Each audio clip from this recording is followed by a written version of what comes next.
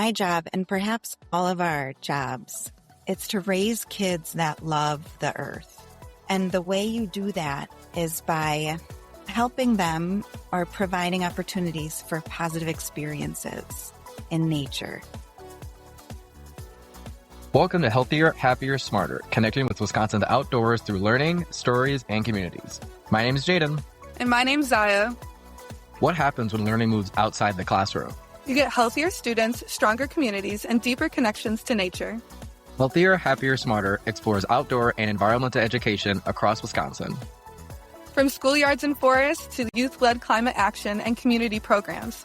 Join us as we share the stories shaping the future of learning and the outdoors.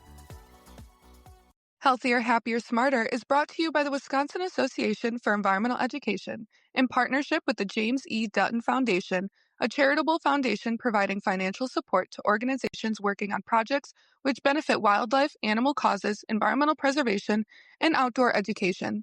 Additional financial support comes from the Natural Resources Foundation of Wisconsin and WAEE members and donors with in-kind support from Green and Healthy Schools, Wisconsin. Welcome back to another episode of Happier, Healthier, Smarter. Today we're talking with Weslie Cymerman, teacher, mother, outdoor educator, and founder of Outdoors We Learn, also known as OWL. OWL provides nature-based programming for learners from ages 4 to 16 in the Madison area. And outdoor play and exploration takes place throughout the school year, after school, and during breaks, as well as during the summer. Weslie is taught in classrooms and at camps in Madison and in Africa and obtained her Sustainability Leadership Master's Certificate from Edgewood College. Her favorite classroom just may be anywhere outside where she can play games, explore, adventure, and sit in nature. Welcome, Weslie. We are looking forward to learning more about OWL and how OWL helps learners be happier, healthier, and smarter. But before we get into that, can you tell us a little bit about yourself, what brought you into education, and perhaps one thing you love to do outdoors, even though it might be hard to pick just one? Thank you. Thank you so much for that lovely introduction. It's an honor to be here speaking with you both. What brought me into education? I think I just wanted to work with kids. I grew up being a camp counselor and babysitting and all that. And I just wanted to spend my time with kids as my colleagues. I felt most connected to the younger ones, and I thought it would be cool. And you know, it's like you sort of have to choose your career. And I don't want to say you have to, but it seems like you have to. Like at the end of high school, going into college, and I was just like, well, kids, okay, teaching. You know, and I liked going to school. Like I could keep coming here, buildings like this. I could do that, you know. So that's what brought me into teaching. And I was a teacher in public and private schools for 14 years. And then I transitioned out into after school and summer camp programming. And something I love to do outside. I was thinking of a whole list of things. Everyone can, right? But I think what I look forward to the most is camping and sleeping outside and sort of vacationing outside. Sitting around a fire feels really grounding. Going on hikes, waking up, all that. Yeah. Out of curiosity, because I'm a huge camper as well and have some trips lined up this summer, but is there one destination that stands out to you in terms of camping? Yeah. Okay. I used to have this dog that was the best bad dog ever. So he's the best, but he's so badly behaved. So when we couldn't go to a typical campground, he would just be like in other people's food, and he didn't like to be on leash. He would just bark, bark, bark. So I went to this campground called Newport State Park, which is, if this is Wisconsin, it's the tip of Door County. So past all the shenanigans in Sister Bay, like all the way to the end. And it's a huge park. It's the same size as Peninsula State Park that has like 500 campsites, but Wow. It has 16 campsites and they're all hike-in. I like it there. Yeah. So my dog and I, we could just be free. I'm sure that was his happy place. Yeah. Yeah. I'm a little curious, what kind of made that transition from traditional teaching to after-school programs? I enjoyed teaching when I was in the classroom, but a lot of times I would be like trying to help kids find the main idea of a paragraph or something, and then I would be looking out the window and it'd be like, how many more minutes till recess? Like I was that teacher, like the kids Yeah. were feeling it. I was feeling it. Like I need fresh air. I've got to walk around. Like I want to play. I want to stop doing this. So that made me think like maybe I should listen to that. And maybe we all need to be outside more. Cause like I'm an adult and like I can't sit for this long. I can't focus for this long. So at one of the schools I was at, I was in this amazing teaching team and my colleagues were down and we started outdoor Mondays. One day a week, we took the learning outside. And that was really fun. And I would look forward to those days and it was and I found that it kept me in teaching longer to be able to play outside with kids and learn outside with kids. Yeah, it was like good for staff retention and student attendance. Like kids would look forward to Mondays. They would show up. They would bring something they feel excited about, yeah. So yeah, like a perfect segue from that is, can you tell us a little more about OWL and how you established this initiative and like kind of where did you start with this? Yeah. So remember back in 2020 when we were doing a lot of virtual stuff and MMSD, Madison Metropolitan School District, announced that the next school year would begin as fully virtual, which is like a big shock, right? For everyone. And one of those kids, when I taught second and third grade and we did outdoor Mondays, she was now a seventh grader and her mom called me and said, hey, can you take her outside with a group of friends, just sort of like you used to, like play games, teach her some stuff, whatever. And I was like, oh yeah, totally. And I was part-time working in the public schools at the time doing Reach, which was nature play. I took all the classrooms outside for a half hour a week. It was like an extra special, like PE and music, and it was nature play, and that was awesome. But that was only part-time. So I had time on one afternoon a week for 3 hours, and I took this awesome group of 7th and 8th graders out. We were all masked, and that's where OWL began. It was because of this parent who gave me a call and was like, hey, can you do that thing you used to do in second grade, but now with 7th graders? And Ginger, thank you so much. It was exactly what I needed. And it was so funny because some of the parents, throughout that really hard year where these middle schoolers couldn't do, sports or their music lessons or whatever, everything was sort of stopped. And it was a hard time to be like a middle-aged kid. The parents would say, oh, OWL is like saving them. They look forward to it. They still have social connections and everything. And I was like, no, no, no. And at the time I was like helping out with kindergarten virtually. So I was teaching virtual kindergarten. Can you even imagine that? Like, why? Impossible. And so I would do that all morning. And I was like, okay, no, it actually saved me too. Like to get off, close the computer, like go play outside with real people. It was, yeah, that was incredible. But I think, just to even take a step back, like how did OWL begin? It began from a connection to nature that was established long ago. So little Weslie, I would get off the bus when I was little, single mom at home, but she was working. So I'd be home alone after school a lot and I'd get myself a snack, maybe do some homework. My grandma might be there, maybe not. And then I would just go outside. And we lived on this super busy street. So it wasn't much of a neighborhood, but in the back, there was this ravine and it was a super steep thing. And then there was a little like creek at the bottom that sometimes had water and there were deer and you could just walk or sit on a log that crossed the ravine and just look around. And I spent so much time in that ravine.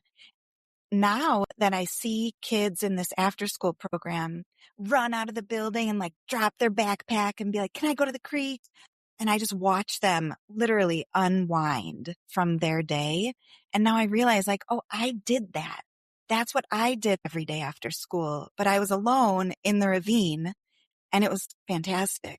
But I think that's where my connection to nature began. My summers were super boring. My sister is much older. Mom was at work. You remember that busy street I told you about? So it was a lot of like soap operas, right? In front of the TV a lot. for 2 weeks, a summer, I got to go to this YMCA camp, an overnight camp called Camp Minneconne. And that's, I think, also where like I learned about nature. Like I like went to the nature class and that's where I went camping first. I didn't grow up with parents who are outdoor people. The first time I went camping was like at camp. We would do an overnight in the woods or something. And yeah, just all those experiences, all the learning really happened there. Like sleeping outside after we ate dinner and not really cleaning up good enough. And then waking up to like raccoons on your sleeping bag. like Authentic experience. yeah, like I would never want that to happen again or to anyone else, but I'm so glad it happened to me once. Once is enough. Yeah. Your Yeah. story is so relatable, Wesley. I grew up in a similar situation. My single mom was at work all the time, and so me and my sister went outside in our backyard every single day. And at the time, I didn't realize how big of an impact that had on me and my love for nature and being outdoors until I grew up and realized that it wasn't part of everyone's day to day and that it wasn't necessarily even talked about in school or in my social circles, like the power of being outside and how relaxing and unwinding it can be for youth. And so I appreciate your background because yeah, I feel drawn to it quite a bit. And then even similarly, like talking about the pandemic, which no one likes to talk about or relive, but here we are. um, I know is really hard for a lot of people, and being able to go outside and have those small social groups, of course masked and distanced, definitely knowing that it had both an impact on you and the students is really really inspiring, and I wish that I had something similar. I was a 2020 high school graduate, so I faced different challenges, but similarly isolation and those feelings of, being alone and maybe being a little bit scared to go outside. And so it's great to hear that other people kind of took advantage of that virtual time or that time off from like our regular day to day to really enjoy being with each other in the outdoors. Yeah. Yeah. I'm grateful for it. Yeah, I also love how you framed it, how it meant just as much for you as it did for them. I feel like a lot of our listeners really relate to wanting to be outdoors and getting hands-on experience. So just like knowing was like you were waiting for recess was really funny to me. Like I'm like see it like you're trying to help with the math homework. You're like, oh, this is more for me than it is for you. So I think that's awesome. I think it's such an important thing to note that these experiences aren't just monumental for these children. It's character building for us. It's healing for us. And then being able to pass this down to generation is just that's a privilege in and of itself. Yeah. Well, I would love to talk a little bit more about OWL and some of the work that you've done since that first group of 7th and 8th graders. On the OWL website, it says, when we learn and experience that we are connected to the places that ultimately sustain us, it brings us a sense of contentment and joy to everyday living. When we spend considerable amounts of time outside, we begin to notice shifts and changes and are slowly invited to become stewards of the land we inhabit and better citizens of the earth. Can you tell me a little bit more about that philosophy on education and nature and maybe where it stemmed from, but also how it's grown since? Yeah. I feel like my job and perhaps all of our jobs, all of us grown-ups, it's to raise kids that love the earth. And the way you do that is by helping them or providing opportunities for positive experiences in nature. And what does that look like? I don't know, adventures. But like it could be an adventure just like, okay, yesterday I'm just watching some kids play in the creek and it was so fun. And then I was like, I'm not going to say I was bored, but I was like, well, what can I do? They're happy, whatever. And so there was this log laying across the creek and I was like, I think I could cross it. And it's kind of at a slant. So I'm walking and in my head, my adult brain, I'm like, I don't have that good of health insurance, and I'm like planning the fall, like don't fall there. Cause that doesn't look, fall over there, like see if you can fall. And then I made it and I felt so good. And then I was like, I wonder if I can cross it like going uphill. I don't know. Should I do it? I don't know. And I was just like fully present. I'm like not supervising the kids at all, really. I'm like there if they need me, but like I'm in my own challenge right here. Hmm. Like I'm playing. I think that story is just like what makes us light up, what makes us grow, what builds character, how's our problem solving being developed and accessed. And I think there's so many things out in nature that provide opportunities for that.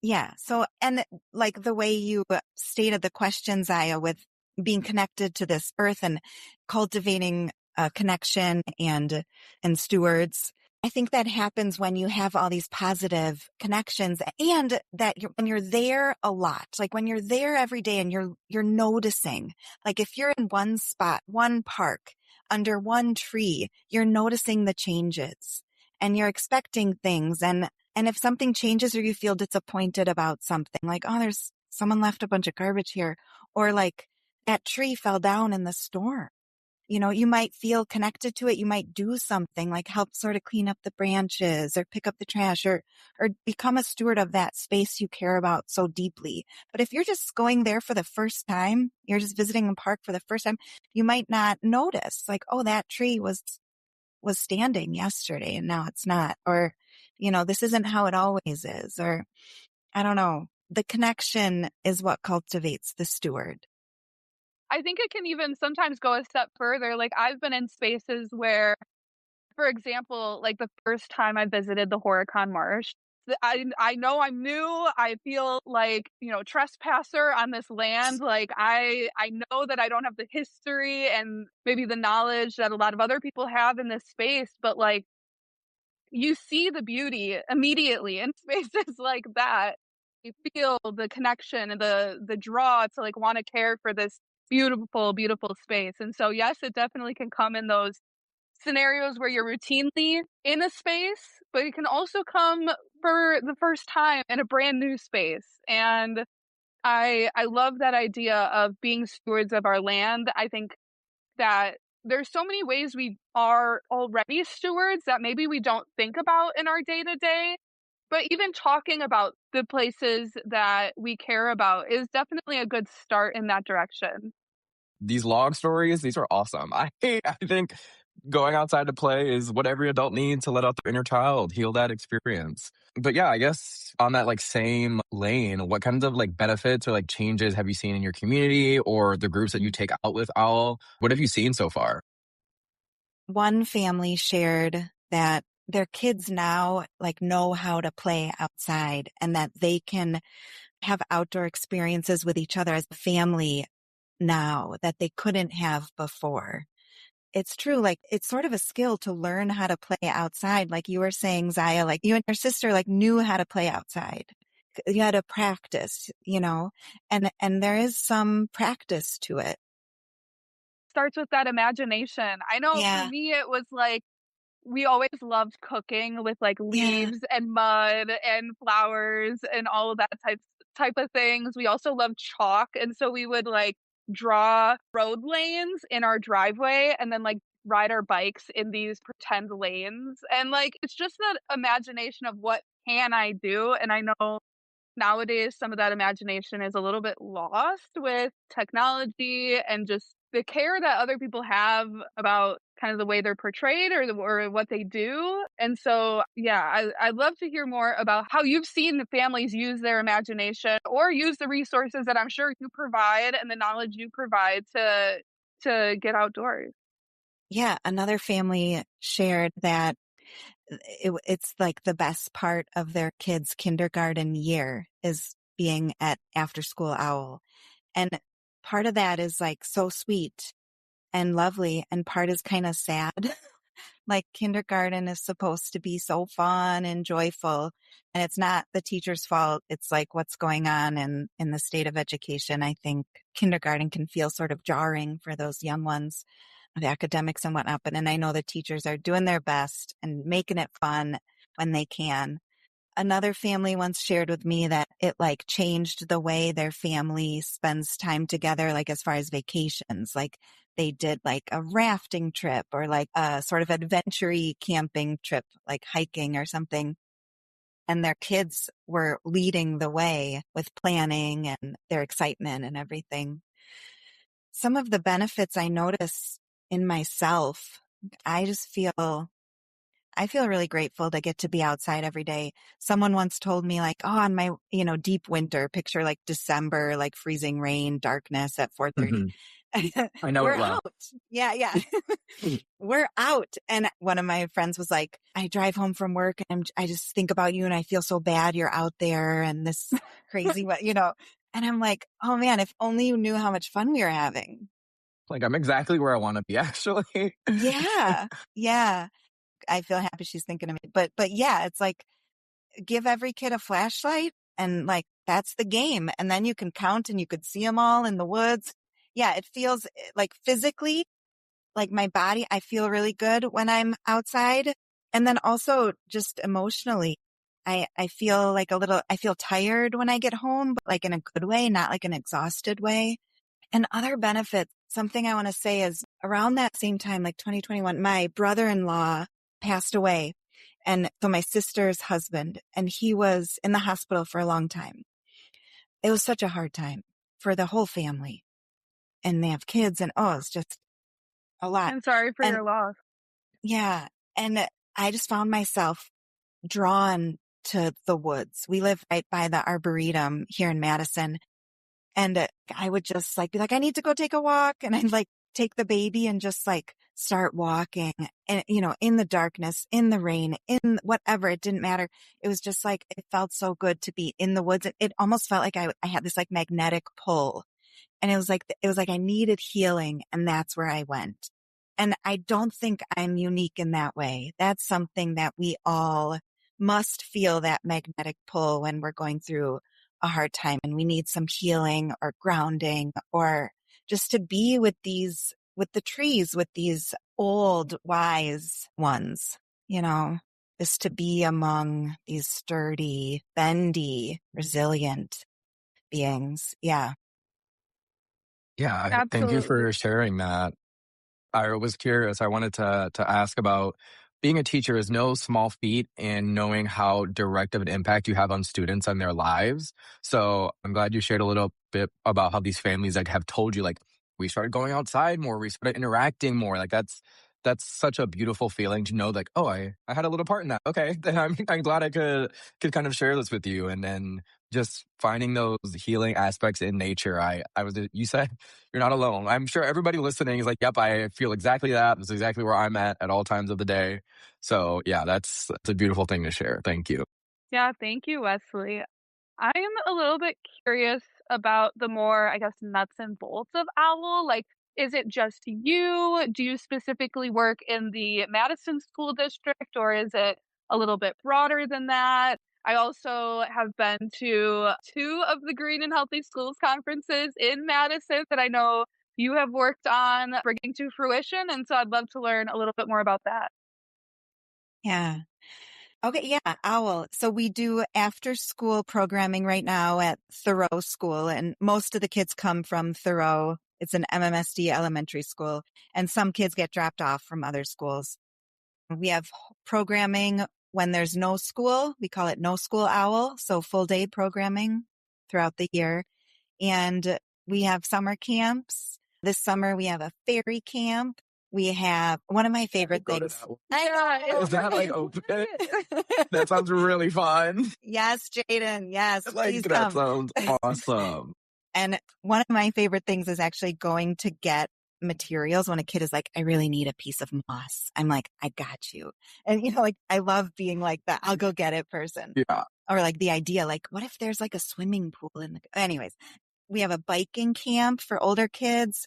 Screech Owl Camp is for some young ones as well. And then what's the other one? Oh, Explore the Past Camp, learning some old skills. One of my staff members brought that idea and it's awesome. Yeah, so we really work around the public school schedule and provide outdoor experiences for kids when they're not in school. We also do birthday parties and things like that, but mostly it's after school, no school, and summer camp programming. Is it just you? Or, I mean, you Oh, just mentioned that yeah. a Mhm. staff member, so No, maybe not. we have a team of maybe 20 or 30 people if you include the after school staff and the summer camp staff. And some of them are some of my former students from school who did the outdoor Mondays. And a lot are just people who love kids and love nature. It's like when I'm hiring, it's like, do you love kids? Do you love nature? Okay. Like this is going to be Boom. great. Yeah. It's awesome. So Yeah. full And circle too, to have your past Mhm. students yeah. part of the work now, like, that's amazing. Yeah, yeah. And it did start as just me. And I slowly realized like, oh, it'd be great if we had two people or like, it'd be cool if we had two groups and then and so the staff has just grown and grown.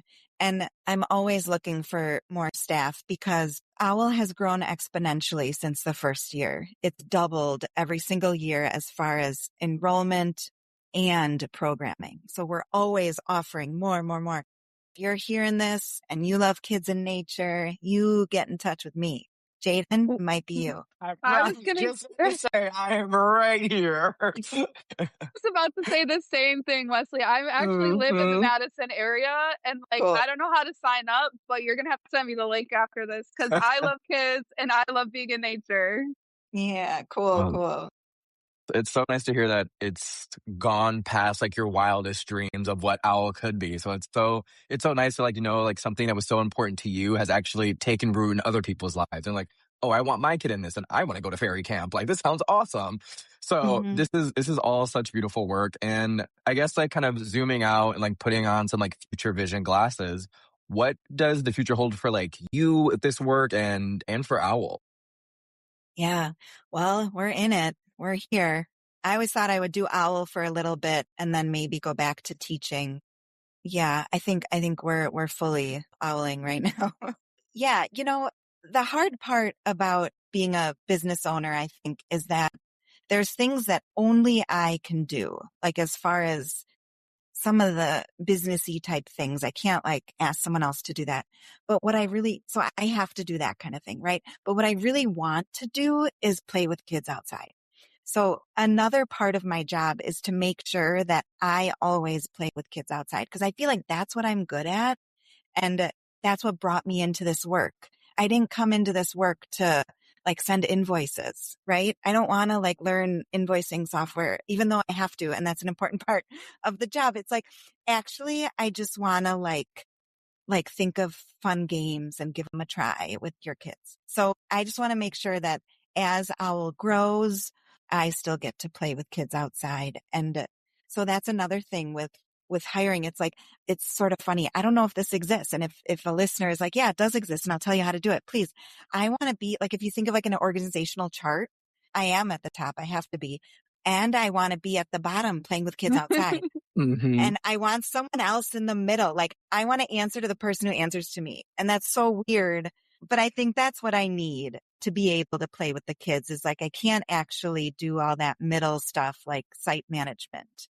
Like I just actually want to be like That is so toes in the, relatable, Wesley. yeah. I feel like so many individuals out there start businesses or nonprofits as part of their passion and getting involved in the work they really want to do and then find out really quickly that there's a lot of work we don't want to do, including a lot of the business management side of things.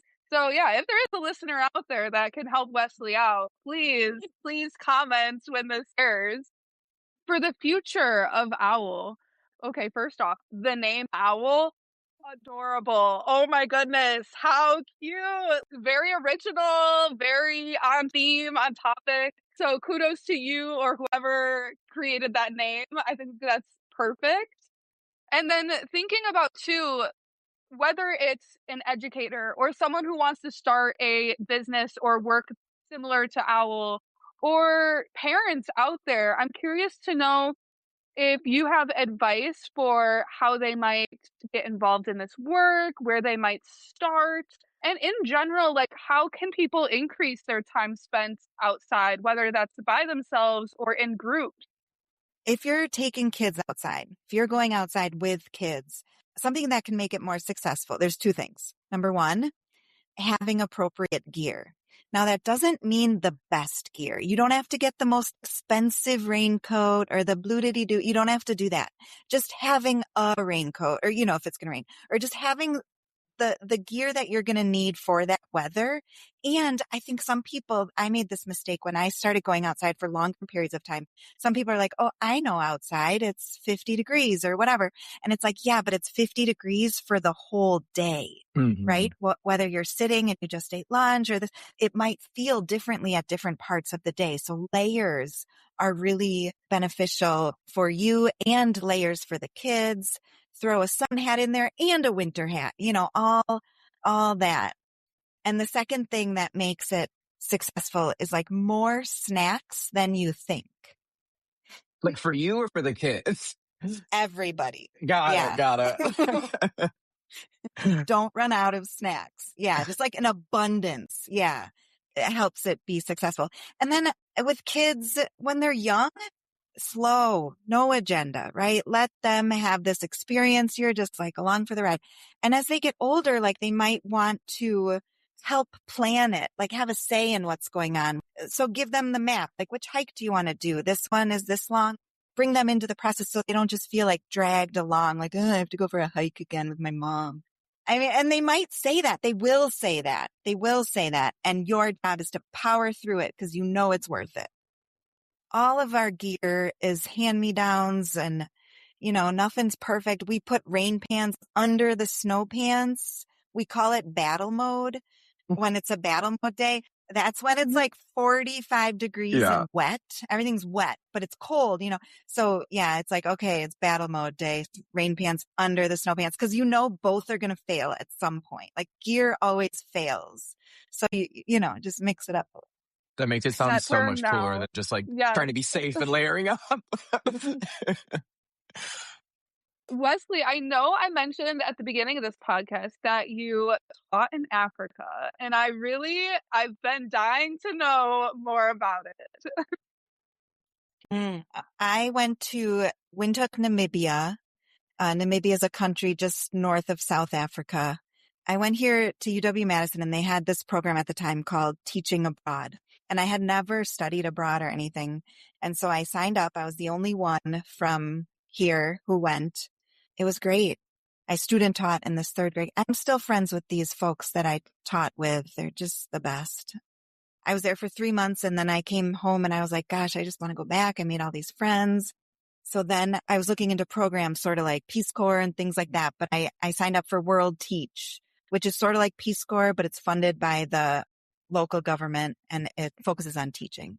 So that was a year-long program. And, looking back, it's like I was just a puppy. I was just a kid. I was 22 at the time and I'm almost twice that old now. It was so long ago and it was so formative and important for me. I still talk to some of the students that I was teaching then. They have families now. Yeah, it was a beautiful cultural exchange. I'm saving up to bring my family back.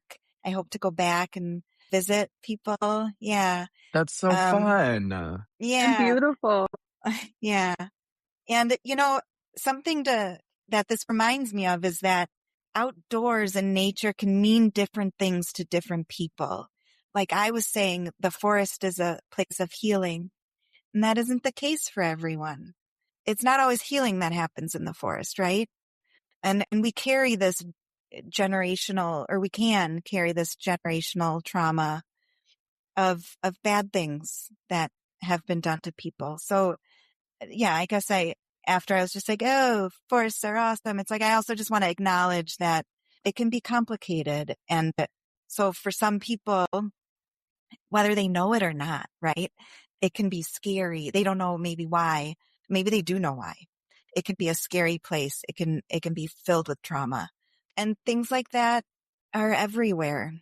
I mean, I started talking about this because of Namibia, but we know it happens here. Across the street, there's a pond right across the street from my house, and there's a memorial because they found a body of a young woman in that pond. Yeah, so we all carry all of this, and I guess I just want to be a little more sensitive than I perhaps was Yeah. Yeah, I appreciate But you bringing that up because I think that is important to recognize that not everyone feels comfortable and safe in certain outdoor places, and that's real. And in those situations, I mean, I know that I would maybe recommend just finding that safe space, whether it's in your backyard or at a public park or a space that you do feel comfortable in. It doesn't have to be a forest and it does not have to be secluded in any way. You know, there can be people all over the place, but that shouldn't deter you from trying to get outdoors and finding something that you enjoy. yeah, totally. And they say, like, I'm sure you've heard this, the health benefits of even just walking around your neighborhood, even if it's a concrete jungle, you're still receiving health benefits, right? Absolutely. That's something we talked about in our first episode with Mary Michaud. So if you haven't listened to that episode, for our listeners, feel free to go back and listen to that, talking a little bit more about those health benefits. But like you said, yeah, no matter where you live, going outside and breathing fresh air and feeling the sun on your skin is beneficial to you no matter what. Thank you so much, Wesley, for your time. This has been such an opportunity to hear your story, and I feel privileged to even be in the room with the owl herself. So thank you so much for taking the time to speak with us. Is there anything else you'd like to share with our listeners before we wrap it up? No, thank you so much. What a pleasure, Zaya and Jaden. If anybody wanted to reach out to start their own similar program in another city, like where can people go to learn more about what you're doing? Well, I would love to chat. Gosh, that would be so cool to have a connection with other nature programs. We sort of have one at Madison. We call ourselves Children, Nature, and Us, and it's leaders of nature-based organizations. We meet sort of seasonally and check in, and that would be so cool to do that nationally. My website for OWL is www.outdoorswelearnmadison.com. And then we're on Facebook and Instagram at Outdoors We Learn. Thank you so Very much, Wesley. Appreciate Thank that. you. Thank you. All right. And really quickly for our listeners, be sure to like, subscribe, and leave a comment about maybe your favorite thing to do outdoors or what you found the funniest part about today's episode or a question that you might have. We are always looking at the comments, so we will answer your questions there. And until next time, we hope you stay connected to your community, explore the world around you, and engage to make a difference. Thank you all. If you enjoyed this episode of Healthier, Happier, Smarter, please take a moment to follow the podcast and leave us a rating or review. It helps more people discover the show and enjoy the conversation about connecting health, learning, and the natural world. You can also stay connected with the Wisconsin Association for Environmental Education at waee.org or find us on social media for resources, upcoming events, or more stories from educators and community leaders across Wisconsin. Thanks for listening, and until next time, keep exploring, connecting, and learning.